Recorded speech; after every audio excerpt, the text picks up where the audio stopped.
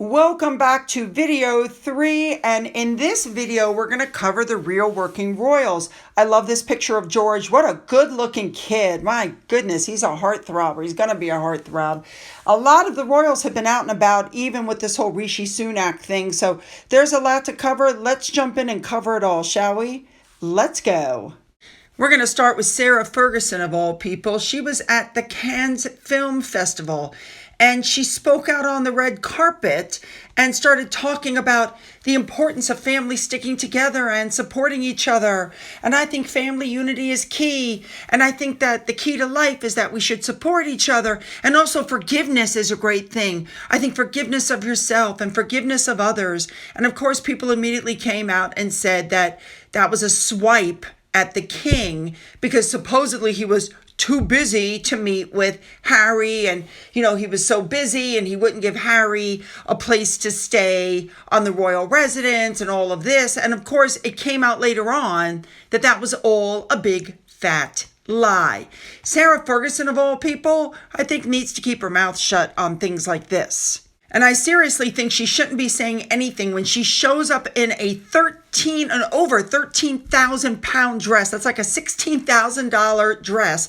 And she shows off a bracelet that has Beatrice written on one side and Eugenie written on the other in what looks like diamonds. Remember, Andrew is like so poor right now that they're trying to move him from the Royal Lodge, or from the house he's currently in, to Frogmore. So for her to show up in such an expensive outfit, that didn't even include the shoes, the purse, her earrings, and this bracelet she's wearing that is obviously encrusted with diamonds. I just think that's in bad taste.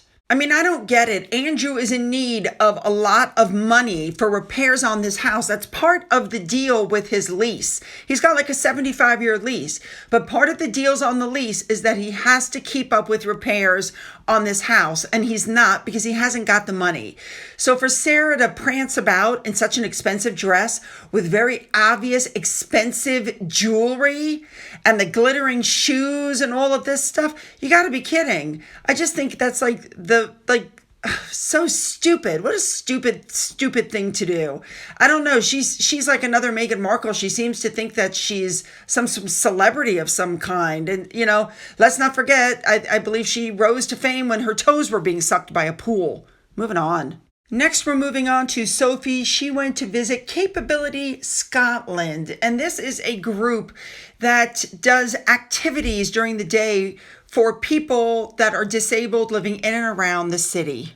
Sophie got to meet a lot of the people that they support. She got to meet staff. She was welcomed by the chief executive, Brian Logan, and she did now this was interesting. She visited the digital suite where activities of stop animation and Dungeons and Dragons were taking place. Pretty cool. They have a sewing room, a sensory room where you get, pampered with relaxation sessions. They have an art studio. Really cool. They have a lot of really nice stuff. We all know that this is Sophie in her element, that her kindness just oozes from her body. There's just no faking this kind of thing. She finished her visit in their cafe. She had tea, cake, and she got some flowers by a young lady named Isla. I love that. All right, moving on.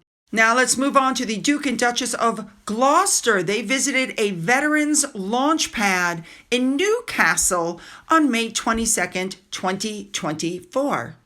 You guys know I love these two as well. Looking good. All right, let's move on now to Princess Anne, because while she was in Norway, she visited the Rjukan-Fellstuva, I hope I'm saying that correctly, where she got more information about the operations there and, of course, the Mountain Lodge. This is why she is known as the hardest working royal. Now, moving on, Princess Anne, we know, is patron of the Hornet Services Sailing Club. So on May 24th, she went to visit them to mark its 60th anniversary, and she officially opened the Army Sailing Association Offshore Center. And as always, she's looking good. All right, let's move on now to Prince William, because he arrived and went to watch the Manchester City versus Manchester United game at Wembley Stadium, and he took George with him.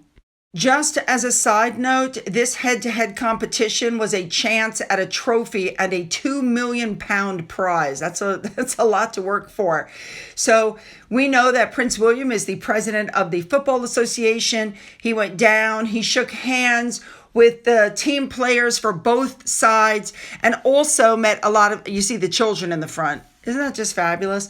He was sitting in the royal box with Prince George as well. People were surprised to see them because don't forget that Rishi Sunak called a snap general election on July 4th. And so what happens is that the royal family postpones their engagements so they don't divert attention or distract from the election. And so Charles and William have had to cancel several engagements. However, Trooping the Color has been given the green light to go ahead and take place in June. Here is William shaking hands with the Manchester United manager, Erik ten Hag. I think that's how you say it. Then they sang the national anthem and off they went. So here's my thing. First of all, George is the spitting image of his father. I see a little Middleton in him, but he looks like his father. I love the way they were twinning with their outfits. And I love, it's so funny the way they mimic each other's facial expressions and, George is turning into a very handsome and confident boy. I love that. Because at the end of the match, it was William that was giving out the medals. They walked up actually to where William and George were. And William was putting the medals over their necks. And then they were going down the line shaking hands. And they made a point of stopping to shake hands with George. What a handsome young man. He's got poise, he's got grace, he's outstanding. Love it. And one more thing I just want to throw in here. We all know that George is 10? Coming up on, he's getting, 8 more years when he's 18. That is absolutely the cutoff when Harry will become completely obsolete. I believe he's already aware of that.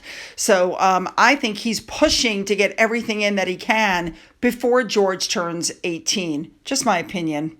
All right, you guys, you know what to do. Put those comments down and make them good. Don't forget to hit the like button to help me with my algorithm and the subscribe button. Don't forget, in the description box, you'll find the links to my Twitter, my Gettr, my Rumble, my email, my Patreon, my Amazon wish list, and a physical address in case there's something you want to send. If you've donated anything to my coffee fund, thank you so much. And as always, you guys, have a great day.